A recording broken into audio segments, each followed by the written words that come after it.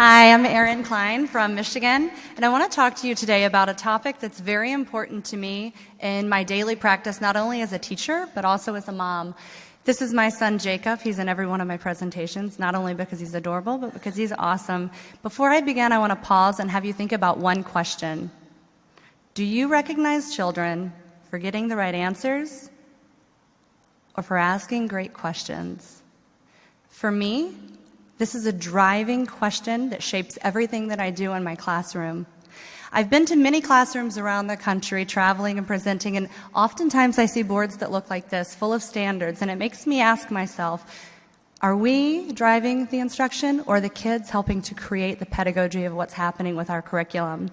Even in children's books, we can see items like this, Curious George being punished for asking those curious, pertinent questions.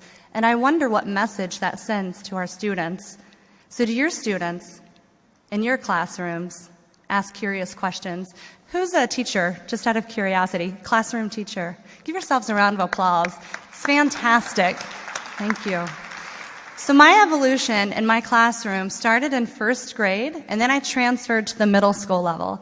When I was in the middle school, I was the crazy teacher who said, I'm going to bring in a classroom library. I'm going to bring in comfortable seating. I'm going to turn off the fluorescent lights. I'm going to bring in lamps. I'm going to have my kids bring in plants. We're going to water them. We're going to have a class pet. And then I started a book club, and I let the kids pick the books. And we read about vampires, and we did cross-parallel studies to classical literature like Wuthering Heights. And I got that from the book by Rafe Esquith. If you're not familiar with his work, I highly recommend it. Then I let my kids pick their next book, and they chose A Child Called It. We cried together. Kids opened up in ways that I never would have imagined possible. We talked about bullying. We talked about supporting one another. Classroom behavior and classroom management was a non-issue. Our community of learners supported one another in a way that I never imagined possible. My students wanted to do more outside of the classroom after reading these rich books and building such a strong community that we started volunteering at the Catherine Cobb Center in Adrian, Michigan. It's a battered women's shelter. My students in 6th grade were reading books to those children. It was touching. Then I asked myself, what about my own 2 kids as a mom? What was I doing to help and support them? Where was their voice? My daughter Riley, when I asked her, what is it that you want to do? Mommy, I want to start a blog like you. Okay, let's do it. So she did. She loves to make crafts. So Riley has her own YouTube channel to where she'll get socks. She cuts them up.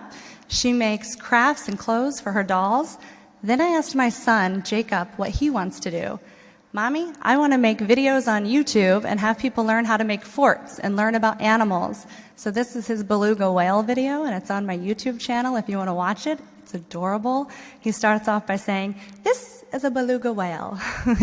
And he was 4 when he did it. So I think when you ask yourself, stop talking, what can I do for the children, and truly listen to their questions, you're going to see an environment that is transformative. So when we become reflective ourselves, and when we give back to our children one of the best things that we can do, and that's being a good listener, and we let them start asking those curious questions, I think that we're going to find our entire practice is changed and shaped in a very, very different way. I have no idea where this slide has stopped because I know it's been longer than 15 seconds. But as we think about all of the happenings that we do in education, one of the driving factors that we can ever do, we talk about maker movement, we talk about maker spaces, we talk about blended learning, we talk about 21st century learning environments. No matter if it's about the design, no matter if it's about the curriculum. That was Jacob's video. No matter what we do in education, we need to think about the authentic audience that our kids have. Kids love to have followers. Riley, when she wanted a blog, she wanted to know, Mom, are other kids learning from me? She wanted to know that, not just to have stats and analytics. She wanted that because she wanted her voice to be heard. And that's my message for today.